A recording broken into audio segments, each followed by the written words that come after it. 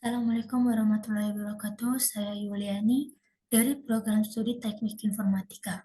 Di sini saya akan mempresentasikan hasil makalah saya yang itu mengenai arsitektur dan organisasi komputer. Latar belakang dari arsitektur dan organisasi komputer adalah sejak awal kemunculannya, perkembangan teknologi komputer telah melampaui batas-batas yang tak terduga, mendorong revolusi besar dalam cara manusia berinteraksi dengan informasi dan melakukan tugas-tugas sehari-hari. Pentingnya pemahaman tentang arsitektur dan organisasi komputer tidak hanya terletak pada sejarahnya yang kaya, tetapi juga pada relevansinya dalam era digital saat ini. Dalam dunia yang semakin terhubung dan dipenuhi dengan data, pemahaman yang kuat tentang bagaimana komputer bekerja, bagaimana perangkat keras dan perangkat lunak berinteraksi, serta bagaimana mereka dapat dioptimalkan untuk memenuhi tuntutan teknologi yang berkembang pesat, menjadi sangat penting. Selanjutnya ada rumusan masalahnya, yaitu apakah yang dimaksud dengan arsitektur dan organisasi komputer. Yang kedua, bagaimana struktur komputer. Yang ketiga, bagaimana fungsi dari suatu perangkat yang ada di komputer. Dan yang keempat, bagaimana evolusi yang terjadi pada komputer hingga sekarang.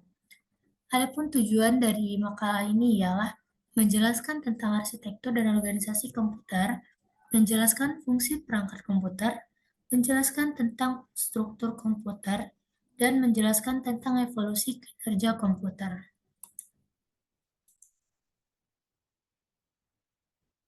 Selanjutnya di sini ada pengantar sistem komputer.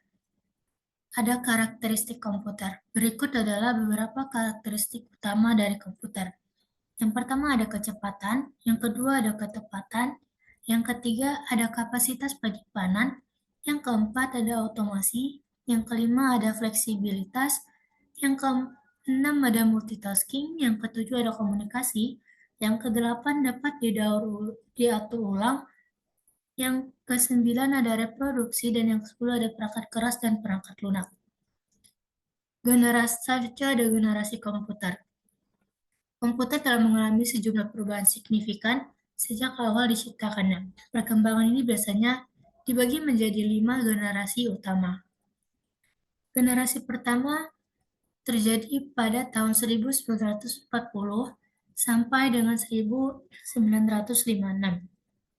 Selanjutnya ada generasi kedua, yaitu dari tahun 1956 sampai dengan 1963.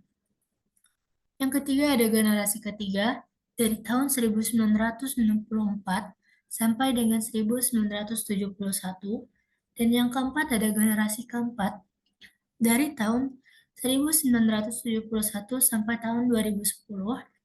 Dan yang kelima ada generasi kelima dari tahun 2010 sampai dengan sekarang. Setiap generasi memperkenalkan inovasi besar yang mengubah cara kita menggunakan dan memahami komputer. Perubahan ini meliputi ukuran, kecepatan, kemampuan pemrosesan, serta kemudahan penggunaan. Selanjutnya ada klasifikasi komputer, yaitu berdasarkan ukuran dan kapasitas. Yang pertama ada superkomputer, yang kedua ada mainframe, yang ketiga ada mini komputer, yang keempat ada mikrokomputer. Selanjutnya organisasi dan arsitektur komputer. Organisasi komputer adalah sebuah bidang ilmu yang mempelajari tentang struktur dan fungsi dari sistem komputer.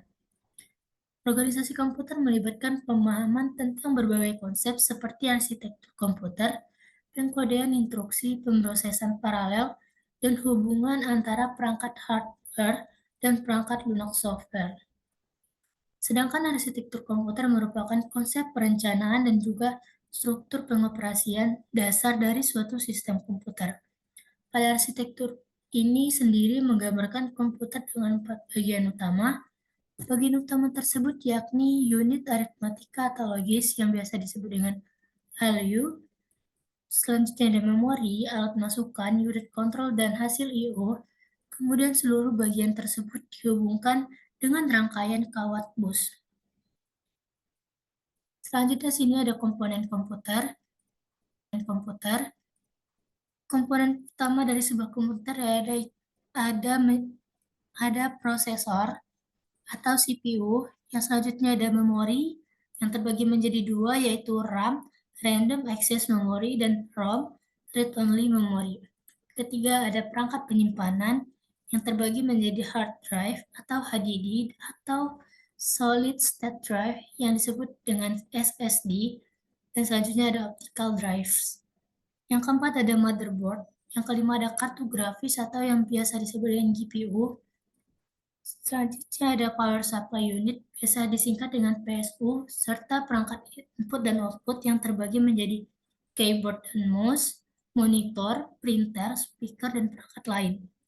Yang terakhir ada kartu jaringan. Selanjutnya ada hubungan antar komponen pada komputer. Hubungannya jelas saling berhubungan karena tanpa adanya salah satu komponen, mana mungkin sebuah PC dapat bekerja sendiri. Contohnya saja ketika ingin mengerjakan skripsi, tanpa ada keyboard tidak mungkin tulisan bisa menulis sendiri. Yang kelima ada kesimpulannya, yaitu organisasi komputer berkaitan dengan cara komputer diorganisasikan secara internal untuk menjalankan tugas, sementara arsitektur komputer lebih menekankan pada desain fisik komputer itu sendiri. Keduanya penting dalam pengembangan teknologi komputer karena mempengaruhi cara kita merancang, membangun, dan menggunakan komputer.